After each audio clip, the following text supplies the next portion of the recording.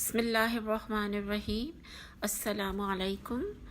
منیرہ احمد بات کر رہی ہوں، PRC کی فاؤنڈر۔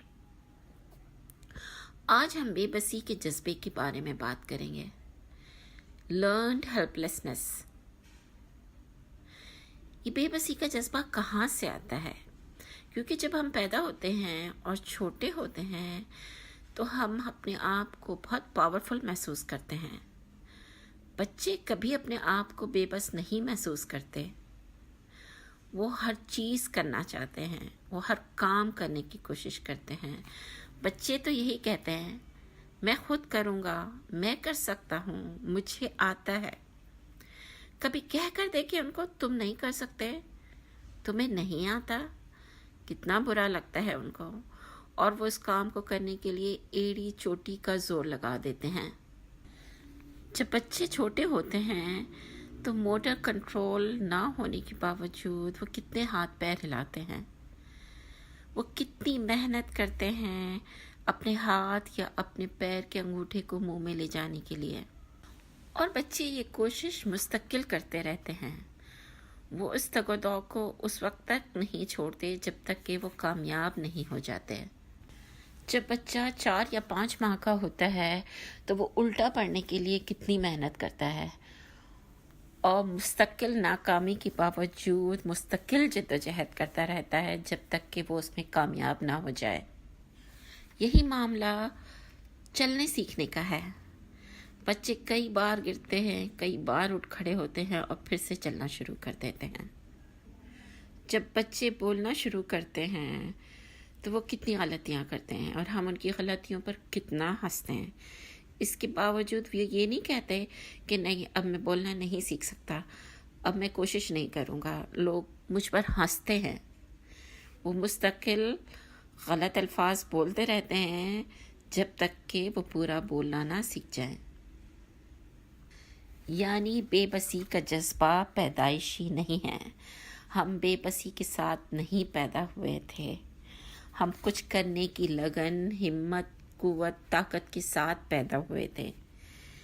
بے بسی ہم اپنے ماحول سے سیکھتے ہیں۔ جیسے جیسے بچے بڑے ہوتے جاتے ہیں، دوسروں کے الفاظ، ان کے رویے، ان کے تجربات ان پر گہرا اثر ڈالنے لگتے ہیں۔ جب بارہا کہا جائے مت کرو، تم نہیں کر سکتے، تم نے کیوں کیا تھا، وہاں مت جاؤ، وہ اندھیرا ہے، سیڑھیوں پر مت جاؤ، تم گر جاؤ گے، یہ الفاظ اور ناکامی کے تجربے ان پر آہستہ آہستہ اپنا اثر دکھانے لگتے ہیں اور ان میں بے بسی کا جذبہ پیدا ہونے لگتا ہے، اور پھر آہستہ آہستہ وہ نئے کام کرنے، محنت کرنے کی لگن، کچھ کرنے کا جذبہ ان کے اندر ختم ہونے لگتا ہے۔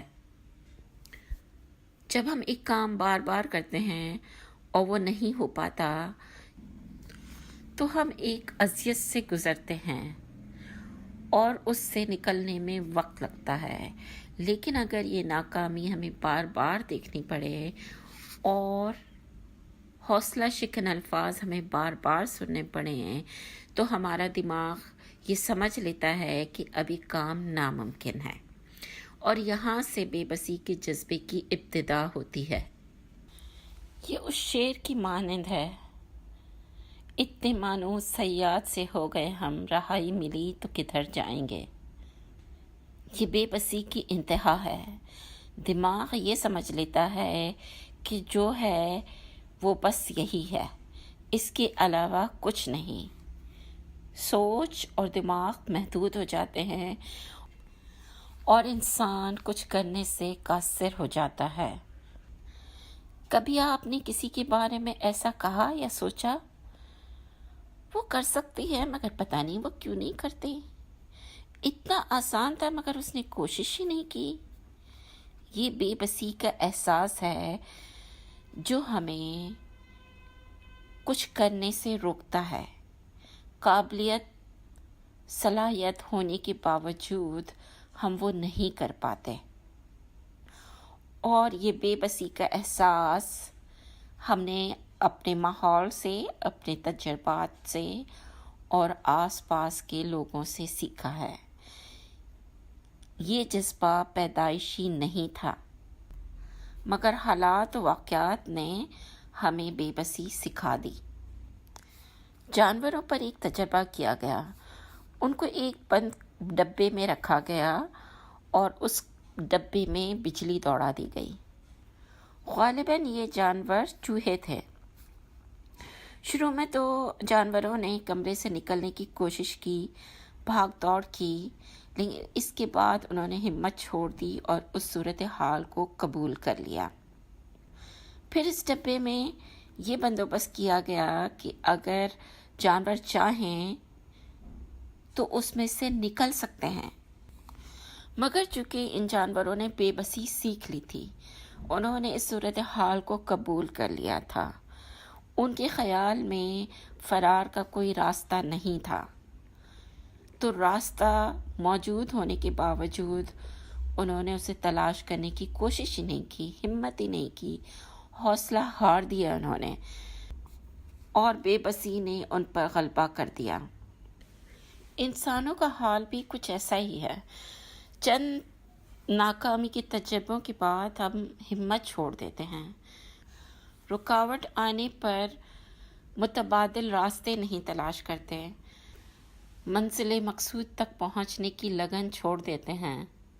یقیناً کچھ حالات ایسے ہوتے ہیں جن کو قبول کرنے کے علاوہ چارہ نہیں ہوتا، مگر اکثر و بیشتر حالات ایسے ہوتے ہیں کہ انسان مستقل مزاج اختیار کرے، مستقل کوشش کرتا رہے تو رکاوٹوں پر قابو پایا جا سکتا ہے۔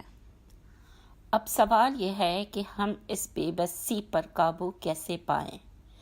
یہ بے بسی جو ہم نے ماحول، لوگوں اور تجربات سے سیکھی ہے، یہ ہمارے اندر پیدائشی طور پر نہیں تھی۔ پیدائشی طور پر ہم بہت ایکٹیو اور بہت موٹیویٹڈ تھے۔ سب سے پہلے تو یہ احساس پیدا کرنا ہے کہ ہم بے بس نہیں ہیں۔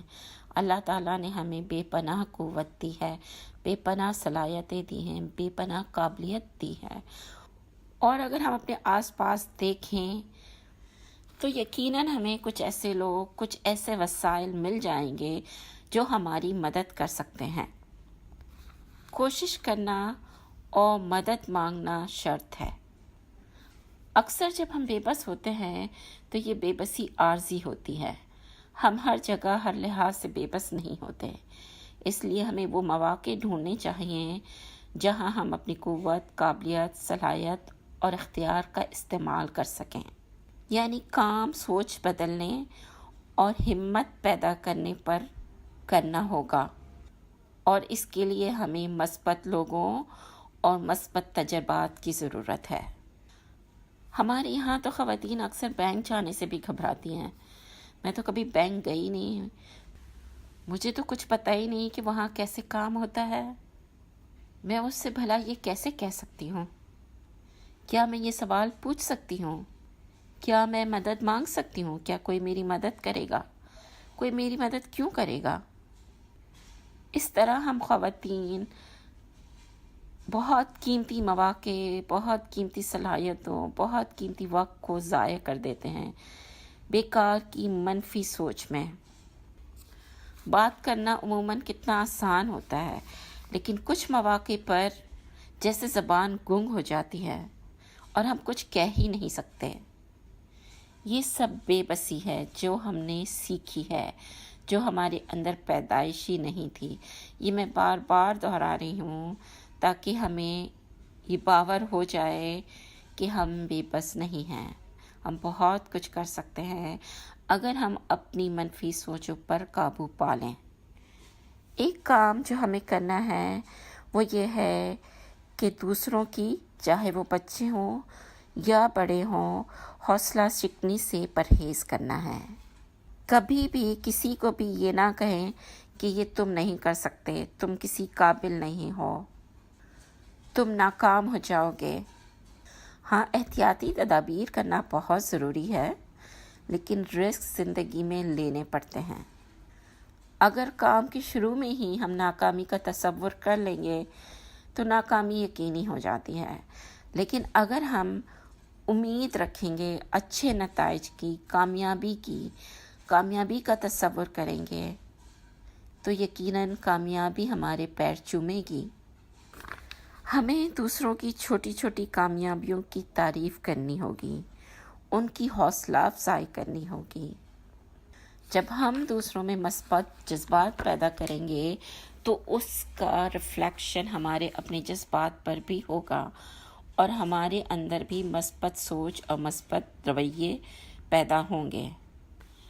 جب بے بسی کا احساس حد سے زیادہ بڑھ جائے تو ذہنی اور اخلاقی بیماریاں پیدا ہوتی ہیں، یعنی بے بسی، ڈپریشن، گھبراہٹ، شدید احساس کمتری جیسی بیماریوں کا ذمہ دار ہوتی ہے اور انسان کا جینا محال کر دیتی ہے۔ بے بسی کے اذیتناک احساس سے خود کو بھی بچانا ہے اور دوسروں کو بھی بچانا ہے۔ تو کرنے والے کام ہیں سوچ اور گفتگو کے انداز کو بدلنا، ایسے لوگوں کے ساتھ رہنا جو ہماری حوصلہ افزائی کریں، نئے تجربات کرنا، چھوٹے موٹے کیلکولیٹڈ رسک لینے کے لیے تیار رہنا اور ہر چھوٹے بڑے کی حوصلہ افزائی کرنا اور حوصلہ شکنی سے پرہیز کرنا، یعنی بے بسی کا مقابلہ امید اور اچھی صحبت سے کیا جا سکتا ہے۔ اچھا، اب ہم یہ دیکھتے ہیں کہ وہ کون سی سوچیں ہیں جو بے بسی پیدا کرتی ہیں اور وہ کون سی سوچیں ہیں جو امید پیدا کرتی ہیں۔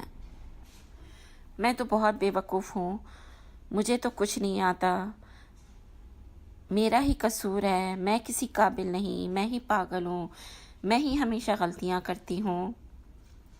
بتائیے یہ سوچ کیسے جذبات پیدا کرے گی؟